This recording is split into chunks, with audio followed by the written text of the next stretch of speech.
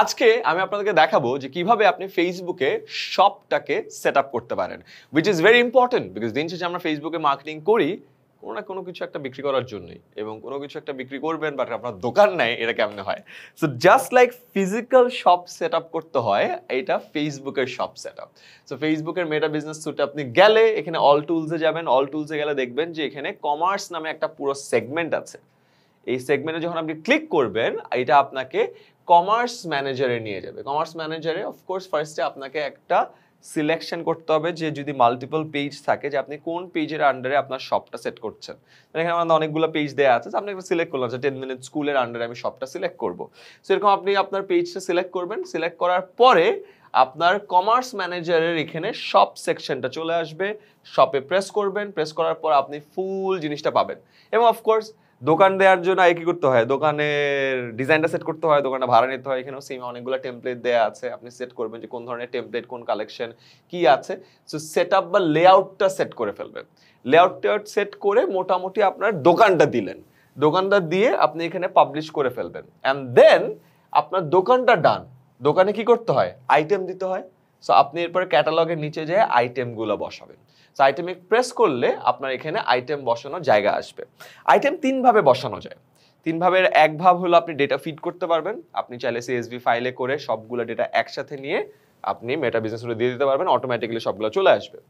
এটা অবশ্য দেখানো ডিফিকাল্ট, আপনাদেরকে আবার CSV ফাইল তৈরি করার পুরো প্রসেসটা দেখাতে হবে। পিক্সেল সেট করতে পারেন, আপনার যদি ওয়েবসাইট থাকে তাহলে যেটা করে ফেসবুকের কমার্স ম্যানেজার ডিরেক্টলি আপনার ফেসবুকের পিক্সেলটা ব্যবহার করে আপনার যে ওয়েবসাইটে যে প্রোডাক্টগুলো আছে সবগুলোকে টান দিয়ে একবারে নিয়ে আসে। বাট এই ডেটা ফিড বা পিক্সেলটা যেহেতু একটু টেকনিক্যাল রিকোয়ারমেন্ট আছে, এইটা এখানে আমরা ডিটেলে কভার করলাম না। যারা পারেন তারা তো পারলেন, আপনি চাইলে এইটা ইজিলি করে ফেলতে পারেন। আর যারা ম্যানুয়ালি করতে চান, খুবই সিম্পল, ম্যানুয়াল অপশনটা প্রেস করবেন, প্রেস করার পরে একটা একটা করে আপনার প্রোডাক্ট অ্যাড করবেন। সো প্রোডাক্টের ইমেজ দিবেন, টাইটেল দিবেন, ডেসক্রিপশন দিবেন, তারপর ওয়েবসাইটের লিঙ্ক দিবেন, তারপর প্রাইস সেট করবেন, একটা একটা করে হয়ে যায়।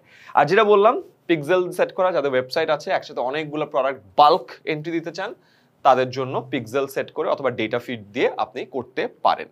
অ্যান্ড এইখানে যখন আপনি ইনফরমেশনগুলো দিচ্ছেন, ইনফরমেশনগুলো খুব সুন্দর করে দিবেন, বিকজ এই ইমেজটাই কিন্তু মানুষজন দেখবে, এই টাইটেলটাই দেখবে, এই ডেসক্রিপশনটাই দেখবে, এই প্রাইসিংটা দেখবে। অ্যান্ড এইটার উপর ডিপেন্ড করবে যে সে আপনার প্রোডাক্টে ইন্টারেস্টেড হচ্ছে কি হচ্ছে না, সে ক্লিক করবে কি করবে না। দিন শেষে মনে রাখবেন আমরা আমাদের মেইন যে প্রোডাক্টটা আছে এই প্রোডাক্টে আসি কিন্তু দুটো জিনিস দেখে, একটা হলো এটা টাইটেল দেখে, আরেকটা হলো এটার নাম দেখে। সো টাইটেল মানে টাইটেল ইমেজটা দেখে, আরেকটা হলো নেমটা দেখে। সো এই ইমেজ আর এই name is very important. So এই জিনিসটা কিন্তু খুব প্রপারলি আপনাকে সেট করতে হবে। অ্যান্ড সেট করার পর অফকোর্স আপনি যখন যেই পেজে যাচ্ছেন সেই পেজ থেকে আপনি প্রোডাক্টের ডিটেলসগুলো শেয়ার করতে পারবেন, বিকজ আপনার shop is set up. And চাইলেই আপনি আপনার এই শপ থেকে প্রোডাক্ট আর্কাইভ করতে পারেন, প্রোডাক্ট ডিলিট করতে পারেন, চাইলে প্রোডাক্ট সিলেক্ট করে প্রোডাক্ট এডিটও করতে পারেন, অ্যাভেলেবিলিটি স্ট্যাটাস দিতে পারবেন, আরও অনেক কিছু সেট করা এখানে যায়। This is as simple as that. যারা যারা শপ সেট আপ করেননি তারা প্লিজ মেটা বিজনেস স্যুট থেকে আপনার শপটা সেট আপ করে ফেলেন। You will get great benefit out of this. Alright, so I hope আপনাদের সব যারা সেট আপ করে ফেলেছেন সবগুলো আপডেট করে ফেলবেন। এই যে থাম্বনেইল আছে আর এই যে নেম আছে এগুলো প্রপারলি সেট করবেন। আর যারা এখনো করার নাই দ্রুত সবটা সেট আপ করে ফেলবেন। I'll see you in the next class.